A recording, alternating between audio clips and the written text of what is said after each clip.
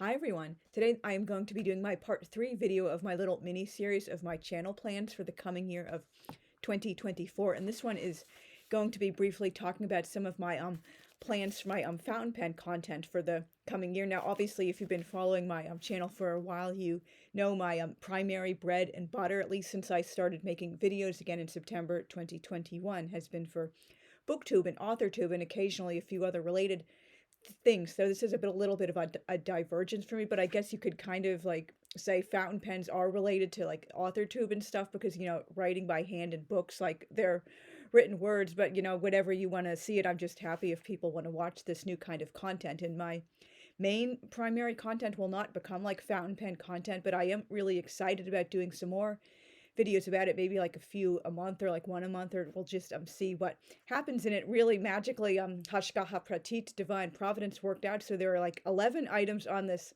list for the coming year. 11 is my lucky number, so that's totally awesome. And I'd first like to say, as I mentioned in a few other previous videos, I unfortunately do not have the equipment to do like the overhead filming. I've discovered many people in the fountain pen YouTube niche have been doing. So like, they have like, I guess like an arm on the tripod of the camera and it's aiming down at them instead of like filming right in the face, like direct, because I wasn't doing those kinds of videos until fairly recently. So I just had no reason to think, oh, maybe that's something I need to look into or research how to do or buy some special equipment for that. Because, when you're talking about books and writing, you don't really need overhead filming like that. And because I'm doing like, QuickTime on my computer, and sometimes I have done videos on my iPad, I'll have to see if the white noise issue is cleared up. I'm really like to get back to doing videos on the iPad. It would be so much more convenient. So like when I do the videos, like for the filming the pens, I just, lower the computer screen down like that. I just genuinely do not have the, capacity and the equipment to do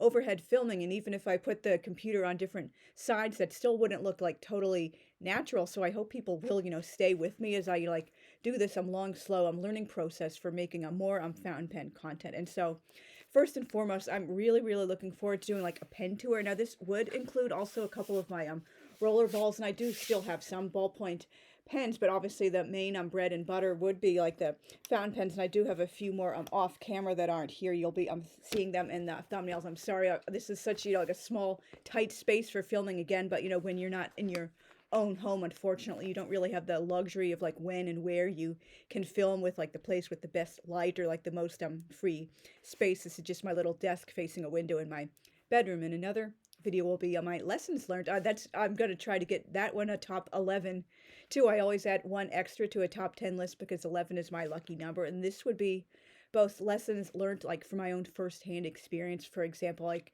there is such a thing as having too many pens inked at once, or just like experiment with different nib sizes and stuff like that. Don't feel like, oh, I like this size now, so I will always and only like that for the rest of my life, or things like that. And other lessons which I have learned through like secondhand research, reading on Reddit and watching videos on YouTube, for example, about the different like, specialty grinds and just like, fountain pen maintenance and all sorts of interesting stuff like that. Like what not to do with your pens, just like experiment, like maybe a size you don't like now will be your favorite size in future, and vice versa, the size you love now might be the size you're not really that interested in, or just like try to branch out and have a variety. Don't just feel like, oh, I only like this and that, and like just varieties of ink colors, all sorts of stuff like that. And I've seen a number of people doing like a currently inked series for their YouTube channels. Like every month they show off maybe like the 5, 10, whatever pens they have inked that month, and they do like little writing samples to show the kind of ink. And again, I would really need to have like an overhead filming capability for that to look more professional, because I am very self-aware and cognizant of how my filming looks. I'm always striving to improve myself, and I just feel like I really need to start looking a little bit more professional with more, like not like luxury equipment, of course not, but just like equipment that just looks more than just the basic filming on the computer at a desk facing a window. I know that's probably holding me back from getting, more views and clicks and watching all the way through and comments and likes and stuff, but like hopefully people do like my personality and content enough to stay with me as I continue growing through this long, slow learning process. And I would also like to talk about my fountain pen journey story, like how I got into them, my history with them in the past, why I it didn't really like catch on, or I just didn't want to branch out beyond the basics or just things like that. Obviously, all the details about that would be in the video, but it's like it's been fairly recent. I only started writing nearly full time with fountain pens in March of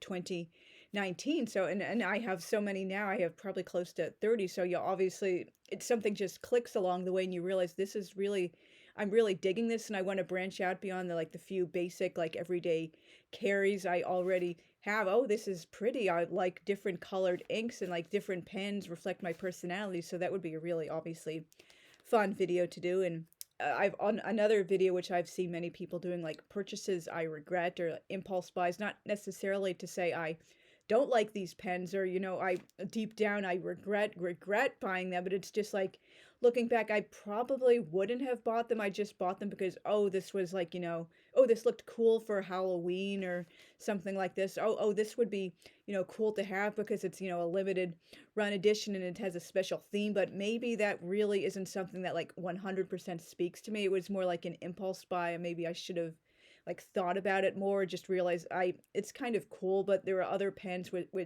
a similar appearance I like even better. Maybe like save up for them, or just like wait for a pen with a similar not experience, like a similar like appearance, and maybe like a related theme that speaks even more personally to me. So obviously, well, I don't have too many pens I would say I regret buying, but there are, a couple I did buy on more of an impulse than most of the others. And a video about my favorite pens, and the pens which are workhorses, not some of the, obviously the pens which I started writing with like exclusively in the beginning, they're more like for writing notes and stuff, like researching for my historical fiction and other odds and sods here and there. They're not the pens I like reach for every day, because I mean, obviously a workhorse pen, they frequently tend to be, less pretty and like personal, speaking to the heart, than like the pens you for your favorite for journaling and other fun stuff like that.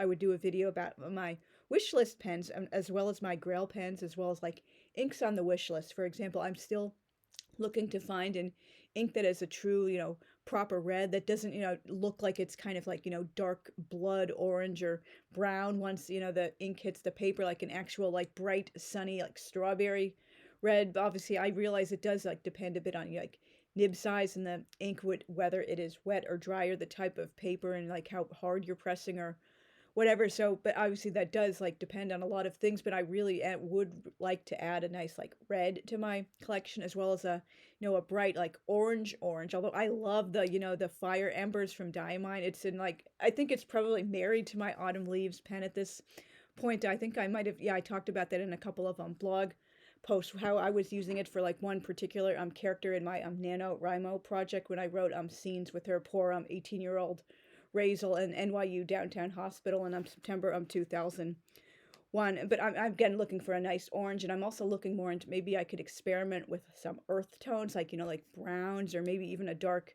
gray or something like that, or like a camouflagey green. But my favorites are, blue, purple, and green. But I am looking to, branch, as I said, like into the red, and maybe even try like a really like dark yellow that shows up well. And I just got some pink inks. Pink was never my color until like maybe 10 years ago, and then I started getting more into like bright and dark pinks for art, and even like wearing in my own clothes, like because I've always been so, like tomboyish in my interests in stuff. I just felt like, ew, gross, pink, like Barbie, cotton candy, girly girl. That's not a color for me at all. But then, surprise, I got more into like dark and bright pink. But I'm still never going to be into that like sickly, like cotton candy, Barbie, gross type of pink at my age. That is never going to happen. And obviously, talk a little bit about journaling. I am long overdue to do an updated blog post on my primary blog about my journaling journey over the years, and as well I would love to do a video based on that. I mean, that might do a little bit like the booktube and the author tube, because many people in those niches also love to journal. And of course I would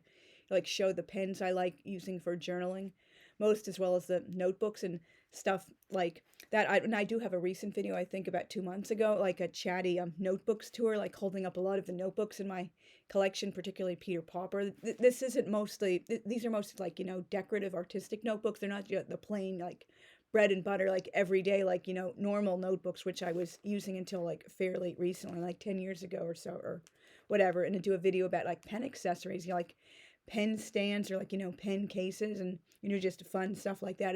Things I own as well as things I do hope to own in future. I would also like to do a video about my most meaningful pens, because sometimes the most, personally meaningful and emotional pens in one's collection are not one's favorite pens. Like maybe they like represent something like, part of your culture or your religion or your heritage, or just like a favorite writer or something like that that just speaks to you, but it's not necessarily one of your favorite pens for whatever reason. So that would be like a really fun topic to explore. And also I would love to do a video about, stores I have bought from, like my favorite stores, and stores I, was more like, one and done, or just like stores like they're kind of cool, but like I would prefer just to focus on, like the big like 2 or 3 stores or whatever that I just feel has the nicest customer service and like a social media presence and like products and price and stuff. But of course, I'm not like saying I'm never gonna buy from any of these other stores. I just feel like it's best to focus on like 2 or 3 you really like. But obviously, like, you guys can tell me like what your own favorite stores are, or if you